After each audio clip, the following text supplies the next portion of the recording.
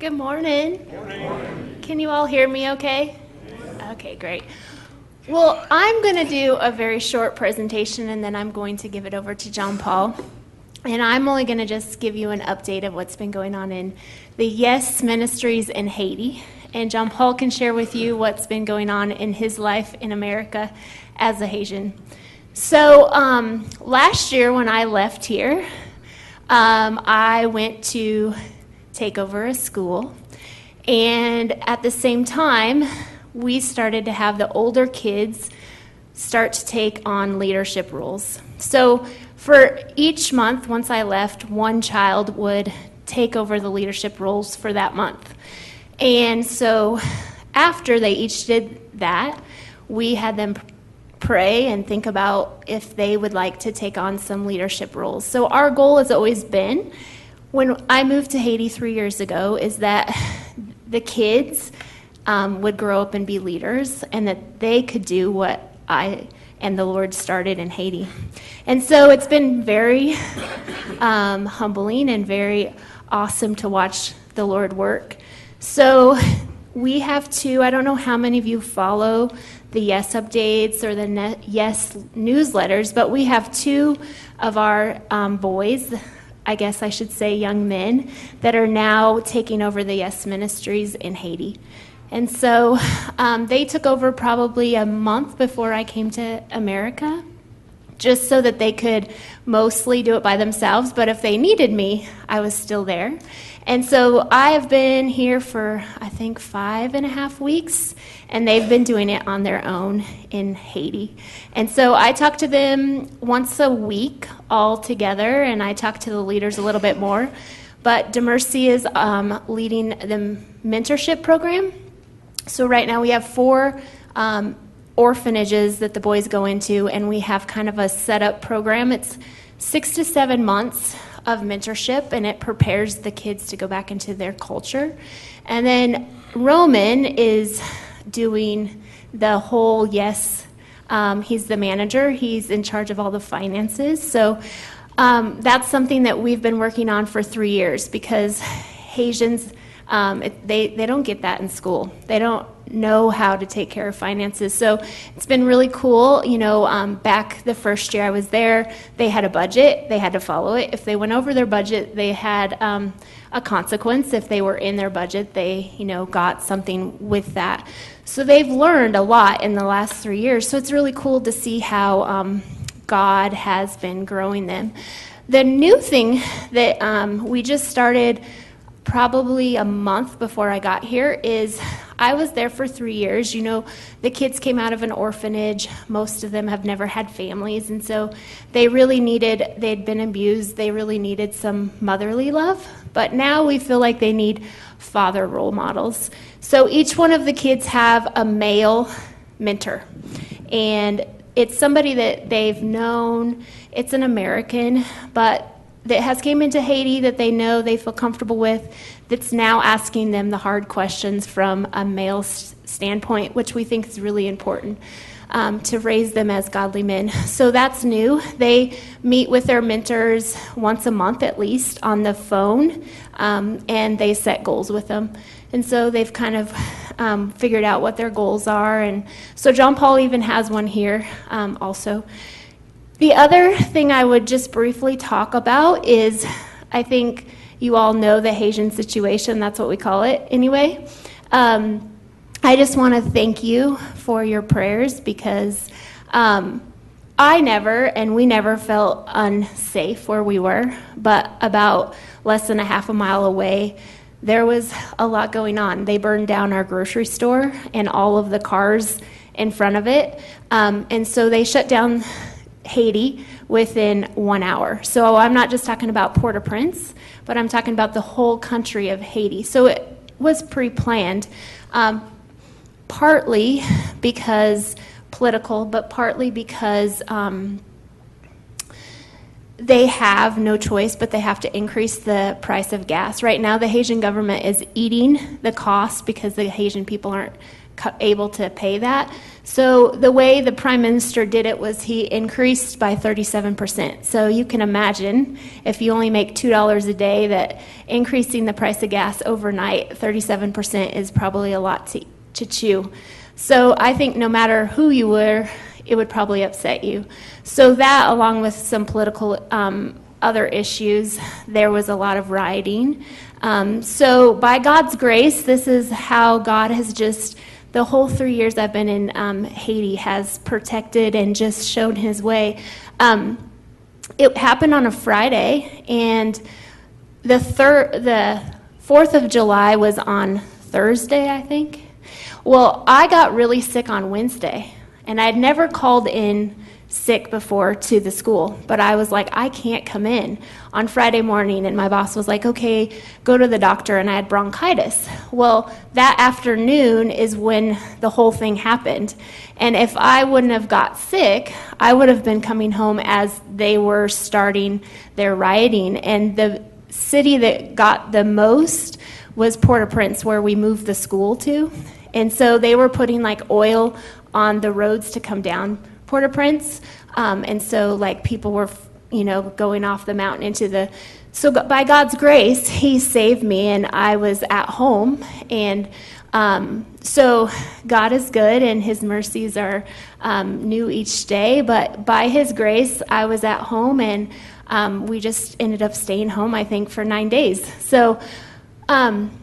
We are hoping. There's been some changes. They have a new prime minister, but no matter who the prime minister is, they will have to tackle the increase of gas, because if they don't, Haiti will lose funding for their country, and so they kind of have no choice. So right now, what I hear is that they're developing their new Senate and all of that. That has to be done before they can make any decisions. So for the most part, the country's been pretty calm. I leave on Wednesday to go back into Haiti, and I will be staying with some friends, and I don't know how many of you, so I'll just be brief, and if you have questions, you can ask me afterwards, but God kind of showed His way. The Yes Board was kind of going one way. We thought I would come home for 2 weeks, and then I would go back into country and start the school year. Well, God kind of changed that.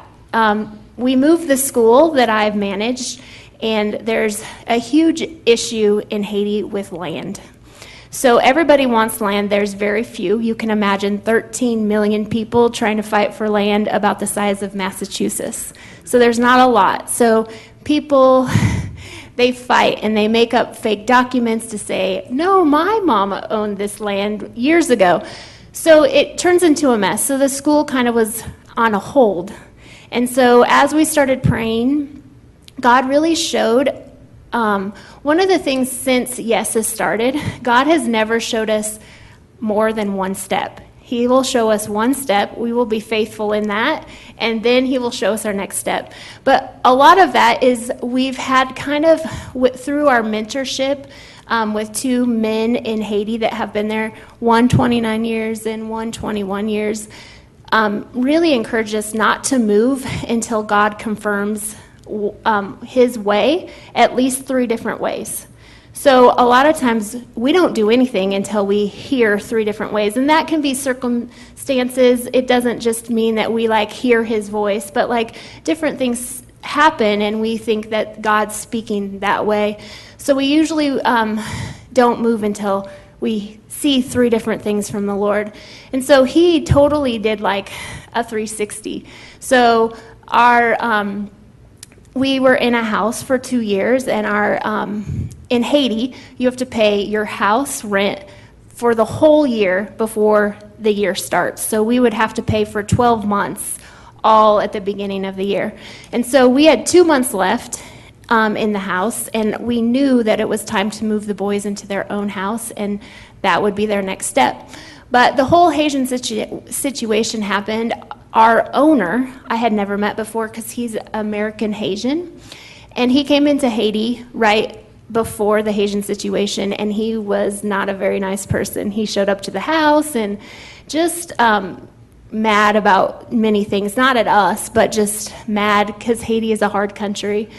And he got stranded, in a stranger's house for 3 nights. Because what happened is they shut down the country. Usually when they riot, they give us a heads up. So like they will announce there will be a riot going on today at 10 in this area. Please don't go to that area. It could be unsafe.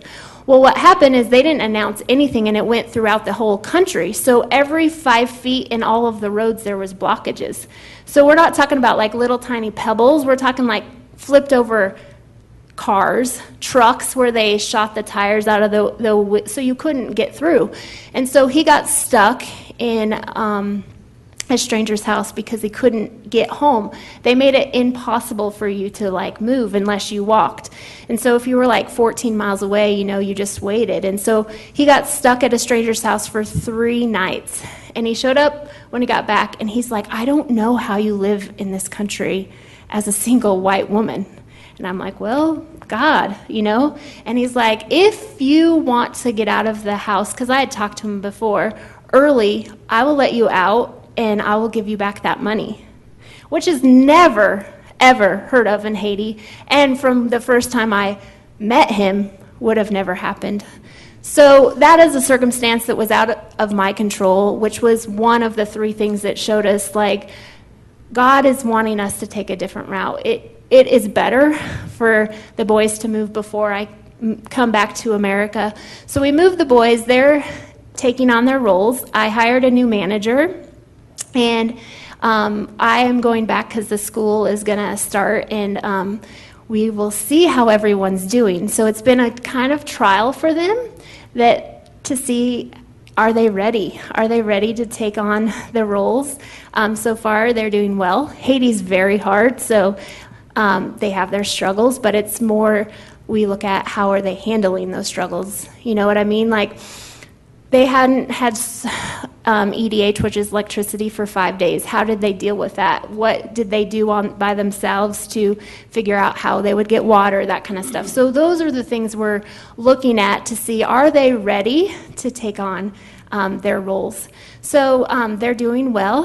The last thing I will say is thank you so much for your ongoing prayers. I know that I couldn't do it, trust me, without your prayers and without the Lord. And I know the kids couldn't either.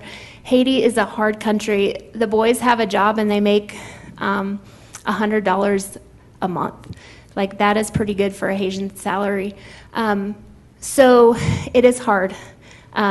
Each one of them would like to go to college, the 4 that graduated in Haiti, but God hasn't showed that yet. And to go to a Haitian university, it costs $2,000 US, just to go to a Haitian university. So, they're trying to get jobs, save some of their own money, but it's slow because you can imagine at $100 a month, it's going to take them a while. So I just ask for your ongoing prayers, because that really is how we're able to do what God has for us. And so for me, I will go back and see what's going on, and then God's been showing things as I've been here in the States.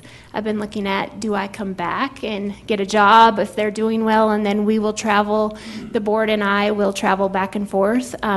We do have a new board member. We're pretty excited. If you follow us, Rachel Smith, she's one of our new board members. She is 27, I think, 26, and we met her in Haiti by God's gift, and she is a social worker in the States, and she used to work for the state of Oklahoma. And in America, those kids that are in foster care that don't get adopted, when they turned 18, they also get released. And so she was working with those kids, and so she has a huge heart for and her father is a pastor, and so he has a big heart. That's actually John Paul's mentor. And so she is coming, and she would like to go into Haiti maybe and live too. So, there's transitionings happen, but they're all exciting. It's kind of like 3 years went really fast, and now what's next? But, all of us go through transitions, and God is faithful if you are obedient. And so we each, no matter where we live and whatever God puts on our hearts, we have the choice to be obedient. And so you may not be called to go to Haiti, but whatever he lays on your heart, in your spirit, you have a choice to be obedient in that. And there is great blessing.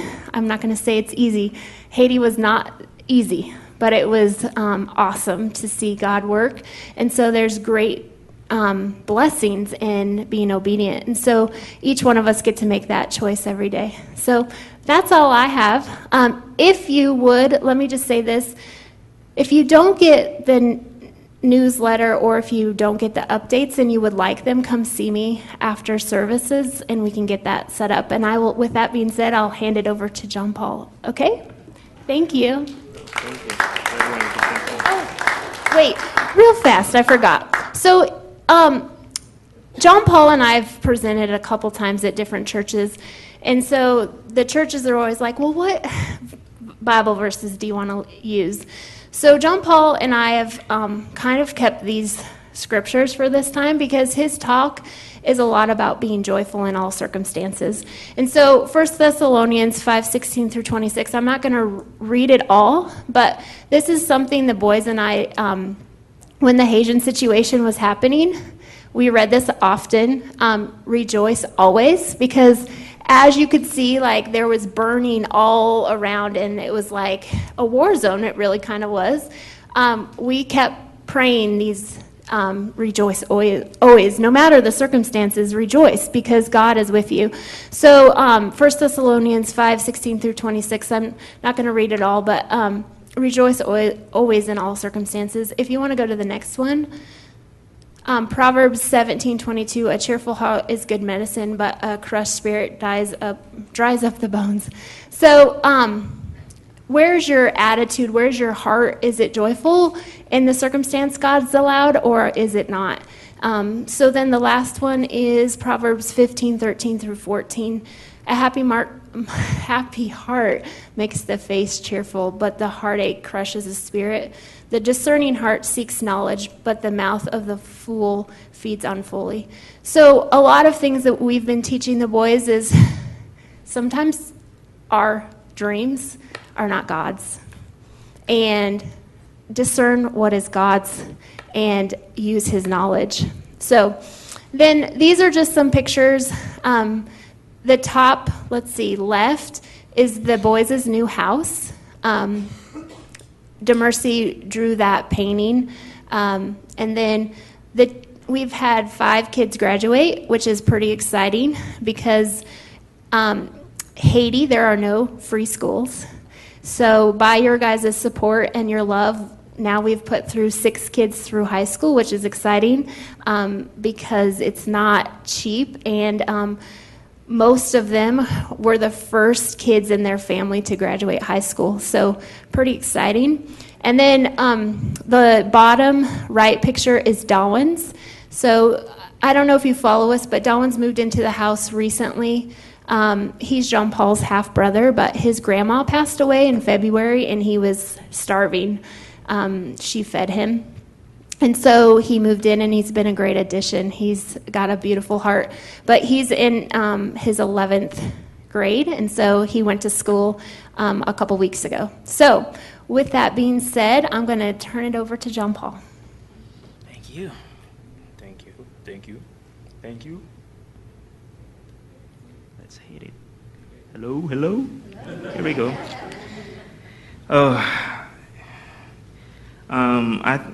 I think I'm going to start with a couple words of wisdom. You know, pretty much every verse in the Bible is wisdom. I mean, all wisdom. And God said if you read his words and put them into practice, you will reach his will. You will collaborate with him.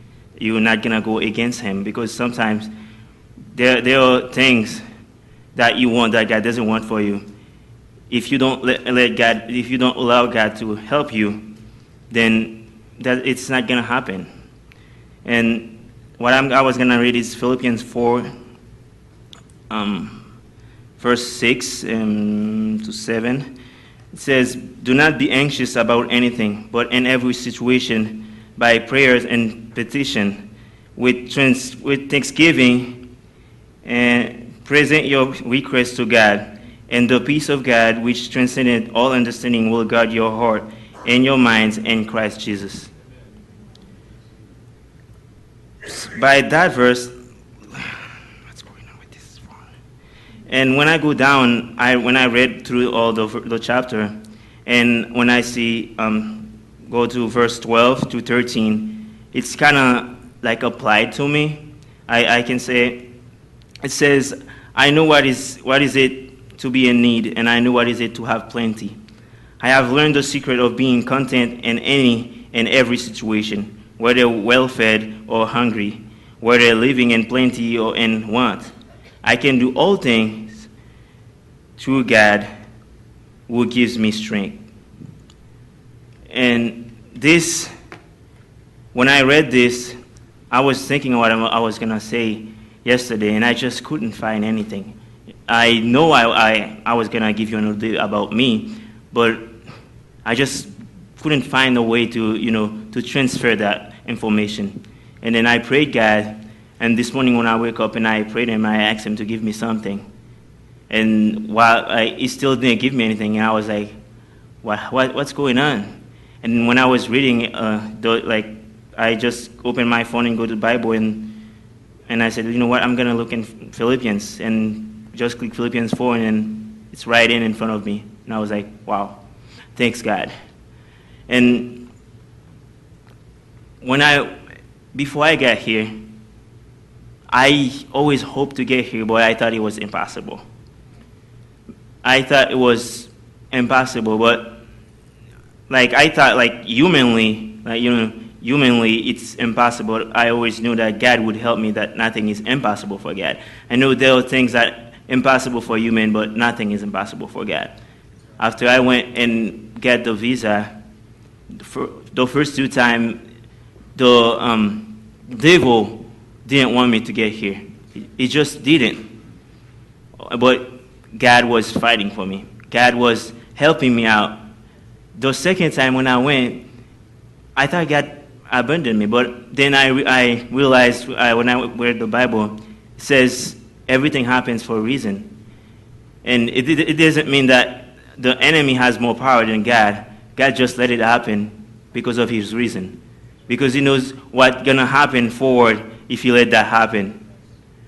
And I am really grateful that the 3rd time he let it happen, because I was kind of getting impatient, because since I was in the orphanage, I've been waiting and waiting. Because every time the missionaries comes, you get happy, and then they leave, you get sad, and they won't be back until 3 months or 4. And Beth was one of them I was waiting for every time. And the only word I know how to say when I was in the orphanage was, "When are you coming back?" And "I love you, Jesus love you, Mom."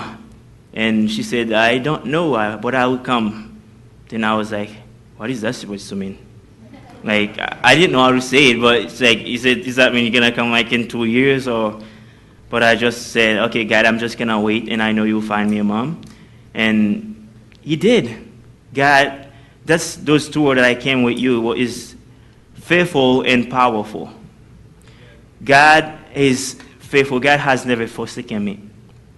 Even in, just like it says, in any situation, any circumstances, God is always faithful. He never forsaken. God never forsaken his people. And when all those situations happen, that's when I think he's trying to make your faith stronger in him. He's trying to teach you, so in the long run, you won't fall on your feet. And when I got here, things were really crazy, I guess I should say. I went to a school which was, I think, one of the top 5 schools that educate kids for one of the big college in the state. I didn't know, and I just prayed God. I said, "Help me through school," because it's my 3rd language. It's hard to keep up and just trying to understand stuff while they're saying it, and translate it into your language and then understand it was really a hard transition, but God was always faithful to me. He was always there for me. And his power, that's where I like it. Even in all those situations, everything that happened, he shows his power that he can do anything. I graduated. I didn't fail any class. You see how grateful, how powerful he is? Like, while there was other student, like American student that failed class. And that was my third language, and he's powerful. He made me pass every class, every single class. That is amazing. That's why I am always thankful for him. And 3 months ago, I had an accident. The last 3 months been really challenging one again. I was being a boy, a teenage, and I tried to jump over a podium just like this height. I jumped it, and then after I jumped it, my leg got like in the back of it, and I did not fall, but this was falling. I tried to catch it, and then it cut a tendon in my finger. I was already planning to play sport because sport is one of my favorite hobbies. And when this happened, I couldn't do anything. I could just sit around and watch TVs and couldn't do anything. I asked God, why? Why did you let that happen? But everything happens for a reason. I always remind myself of this verse because that verse will help you through a lot. Every time something hard happens, any hard situation happens to you, you just have to remind yourself this verse, that God let it happen for a reason, that in the long run, there's something good gonna come out of it. And today, I'm in college and I just got released from it, and now I can play any sport. And I feel like it was like still being on the sport thing. Now I have time to practice, because I might have been failed to not make it in the team, and I would be like sad or down on myself because I don't really like when I don't make when I like something and I try to do it my best way and I give everything I had and it still didn't work. That made me really sad. And he knew that I was gonna be down for a while, so he let this happen so I could have time to practice and made it the next year. And God's power, He's so powerful. Every time you wake up, you wake up and you breathe. And you should say thanks God for letting me wake up. Because there are millions of people that, and when they never wake up, when they might go to sleep yesterday and this morning they did not wake up. There are many people right now that's going into the tomb right now. There's many people that's going to the hospital. Well, why don't you be one of those people? It's not because you're better than them. It's just because of His grace. Because of His powerful, how faithful He is to you. And God is faithful. And these 3 verses I just read, and everything happened for a reason. God let everything happen. Those verses remind me through all those situations I've been through in my life. And today I still know that God will still be faithful to me. And it says that in the Bible, God never starts something to not finish it. When God starts something, even though you say it's getting dark, He even says when it's getting darker, that's when the time will come sooner. That's when it's getting clear. That's when you'll see the great things will happen. It's when we're in circumstances that God said, you're saying, God, please let me out of this situation. Oh, I don't want to get through it. What if God wanted you to get through it so your faith could be stronger? Sometimes God doesn't want to take you out of it. He wants you to go through it. He wants you to go through it so your faith, so you can really understand His power. And to finish today's, what I want to say is that God never forsaken His people. He will always be with you. every single day. And all you have to do is thank him. Be faithful back to him. And now I am in college, which I never thought I would be in college at 20. I thought I would be in college at like 24, because in Haiti, that's the general age we go to college. I am very thankful for that. And thank you for everything you guys did. Thank you for your prayers and your support. Thank you so much. Yeah, that's it. Thank you.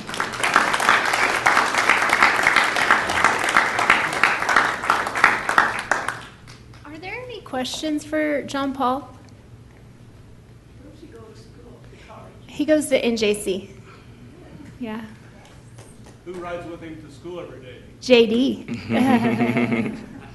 Yes, John Paul picks him up now. Yep, once his finger got cleared, he's driving him. So, yes. All right, well, thank you guys so much, really, from the bottom of our hearts, because we could not do it without your prayers, most importantly, your love and your support. So, thank you, and God bless you. No, you're a good teacher. That's how it brings it. Thank you. Thank you.